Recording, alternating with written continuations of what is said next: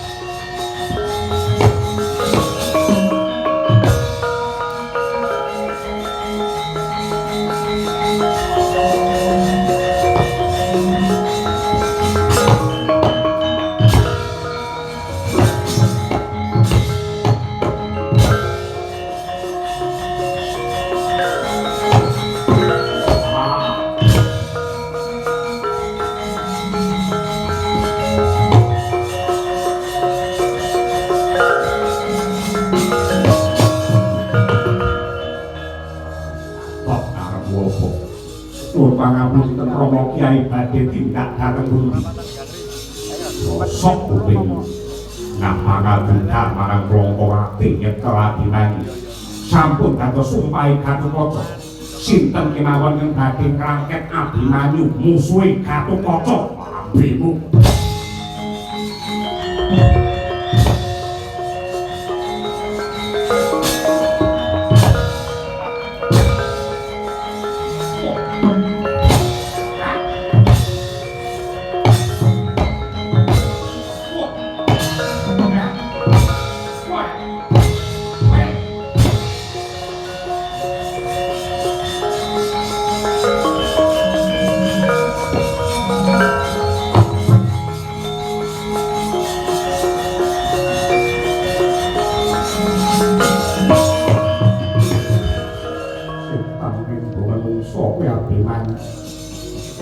Obyek ana kasatriyan Plongkowati paranggine raon nadyan kuwi ndelik ana kendhite langit tetep ndak golek maring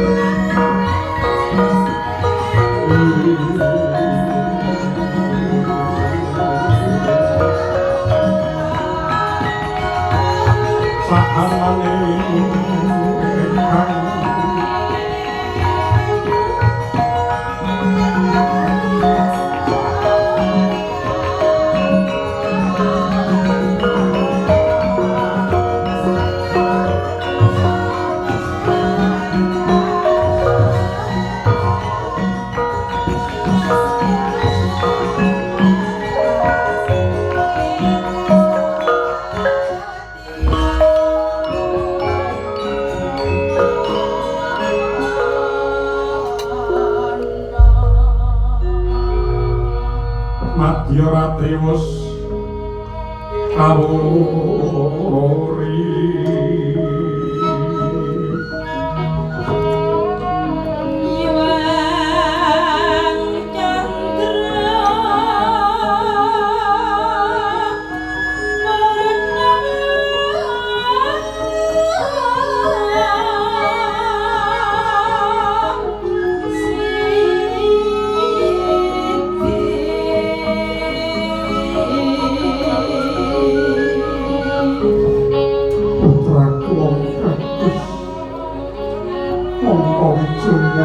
menantu Basuki kanggo suwana ing kasatriyan mati para kula kawula inggih Kanjeng Dwara Sembada wilujengis kala niring sambi kelanggen kula sowan sembah pangabekti kula malang tuang kula unjuk Bagus nak tampa kawirenaning griya Nuwun sewu Kanjeng Dwara Sri Kandi bekti kula katur ibu. Takut-takut jane kuwi nggih ndak tampa. Ora ana pangesunipun iku ora gage tampan ana kula. Kawula inggih Gurawala manggen kula mugi mugi andadosaken jimating gesang kula. Kabeh nadyan akeh jejiban pakaryan sarta kewajiban umraping satriya kaya jeneng sira sing kudu tindakake nanging sak bisa-bisa kaya ripalungan iki longgarna wektumu selakna wancimu yenmu tilik marang kahanane ibu mergo nadyan kaya ngapa lan kepiye anak kuwi uga sinebut putra putra tegese pangentas panandhange wong tuwa saka gening neraka sabisa-bisa kowe kudu pinter mikul dhuwur mendem jero lan gawe tentrem lan ayeme tumrape wong tuamu wis sawetara suwe ibumu kapan sawetara suwe ibumu kangen lan saben-saben aku kangen lawan Abimanyu mesti aku manjing sanggar panjang mangesti Gusti manembah lawan kang maha suci nyuwun marang Purba Ningrat Manon supaya putraku Abimanyu Sembada dadi satriya ingkang prawira sarta darbe hambek ingkang jumbuh lawan lajeng kautaman sarta bebener pinter ngayomi marang sagung para kawula pusih carane wong tuwa nyuntak rasa kangene marang anak ora ana liya kejaba nganggo katresnan mongko katresnan sing luhur dhewe iki kudu ndongakake marang wong sing dikangeni Abimanyu arep-arep tenan apa sing kanep aku prawa nguni patine sang Abimanyu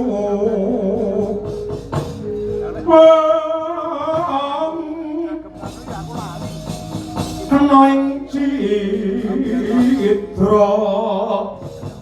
tandya sang Setyaki menyat ngadeg ngambil sandata sarusa mentang langkap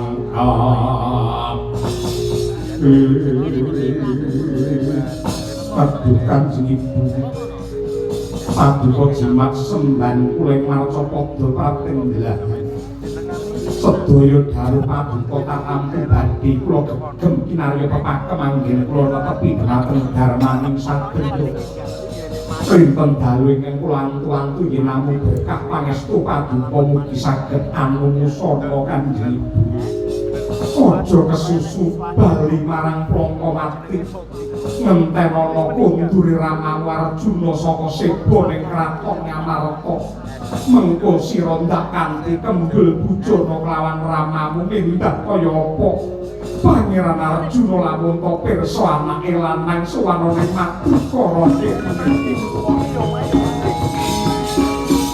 Topo kaning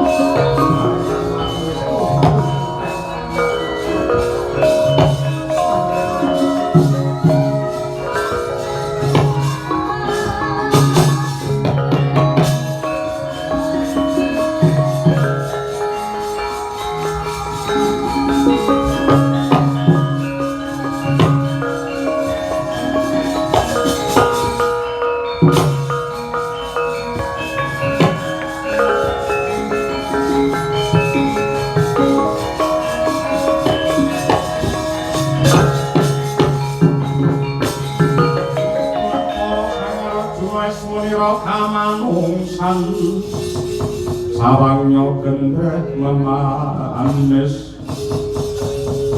liringnya di kamar yang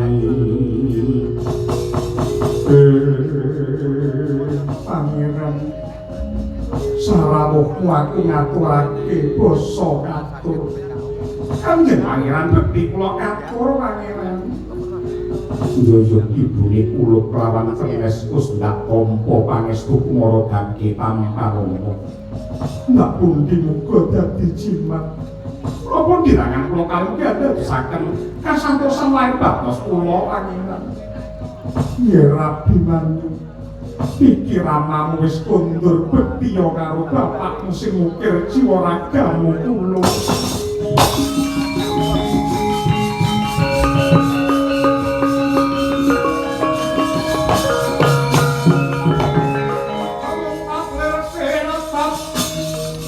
Supaya sinipi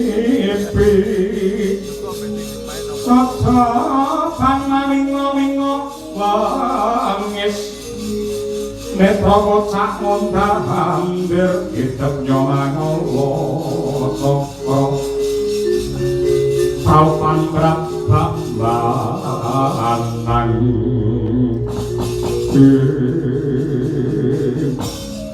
Layak to layak Aku piak oneng plongkowati ora ana jebul kuing delik ana pinjunge mbokmu. Supraan dengan ora pernah nggone. Supek Janaka duwe anak maling wedhapun.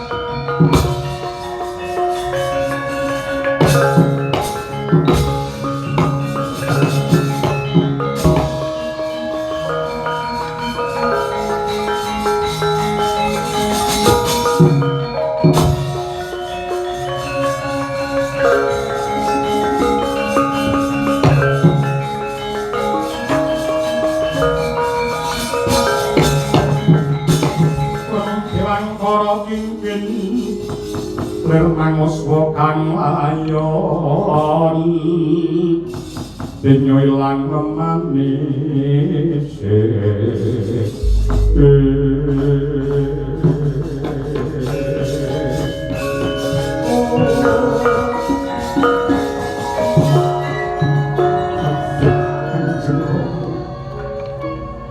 dosa kalepatan kula menika menapa Rama dene paduka ngajar tengah-tengah dinanggih dosa munduk kindung luput munduk inggih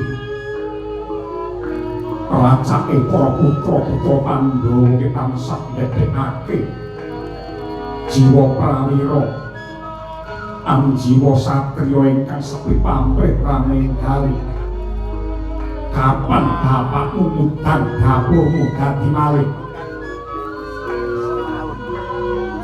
ingkang dipun resakaken kados pundi Palungguhan iki Kalimasada ilang sing nyolong kuwi janji ra gelem mbarakake Kalimasada bapakmu tegel mentolo mecah lawan sirahmu abinan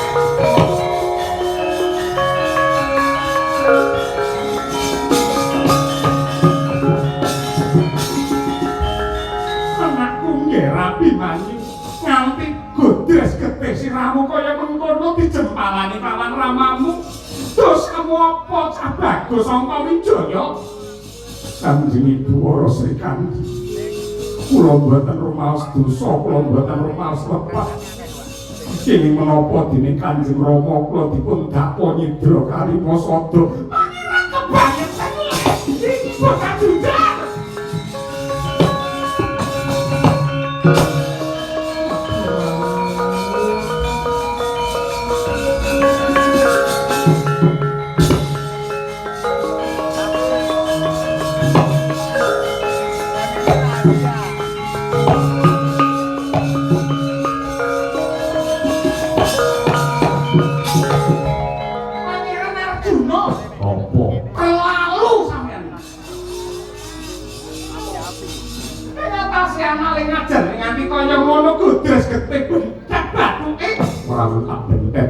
yen pelak pecah sirai apa dosane Abimanyu orang potongan nyidranane Kalimasada padha karo nyempyokake Ganyalekana praupane Janaka bocah jujur yen kowe bilani karo anakmu kowe padha karo poket tubakan dengan ora pernah nggone aku ora wedi karo kowe aku ora wedi karo Raden Janaka nadyan to sekandi biyen bisa digaya bisa ditekan ora garing mergo guru marang Raden Arjuna nek Palungguhan iki kepeksa aku wani karo kowe ora wani karo jamakane nek wani karo tumindak sing randalan ayo kandi aku karo Srikandi maju karo ngarsa kowe palit hingga kowe padha karo potet aku ora terima dadi manut ora sing ketoke aku ora sing ngandhuki aku nek kanggo kowe anakku dhewe ora ndir wong kali tak jembale kono barang nyawami ampun dak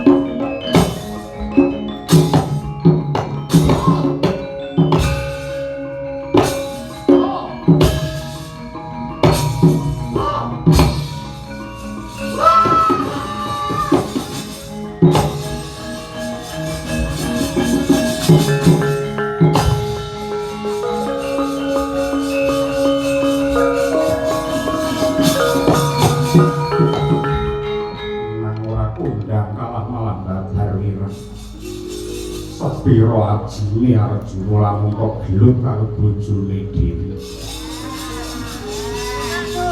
Rupama menang ra mempet. Mesti rayaku gila, mesti rayaku mundur. Mergo Sri Kandi perang nyakaring gawuki. Misuh-misuh ngidone pisan. Ning kowe mbelani wong kleru negara iki hukume sama pidadana denduk. Nadyan wong liya yen gedhe labuhe kudu pinaringan nugroho. Keluarga bojo anak yen kleru kudu dipidana. Tidani pusaka angin bukti damu Gusti Kandi.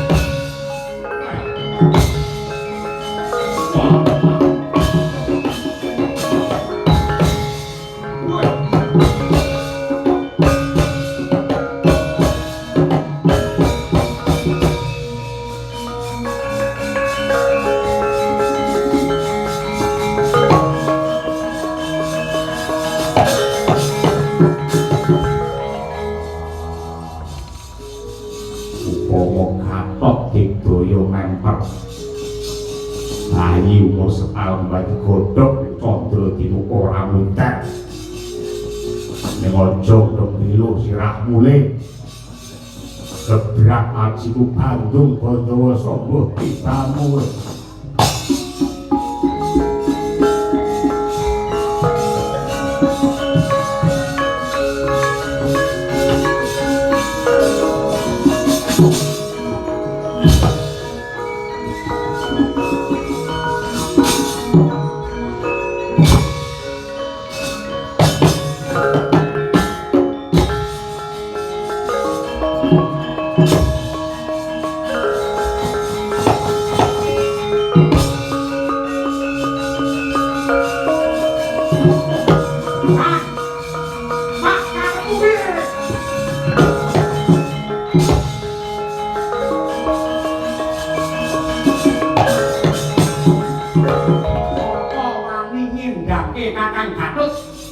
Aku gar popo rapatut bapak pisan.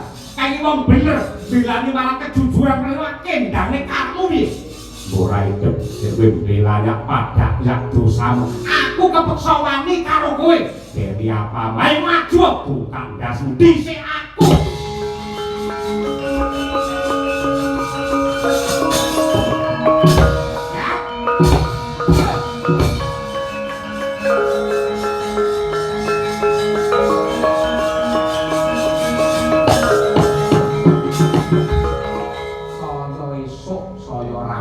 Saya esuk saya rame mergo dicocokne karo anggarane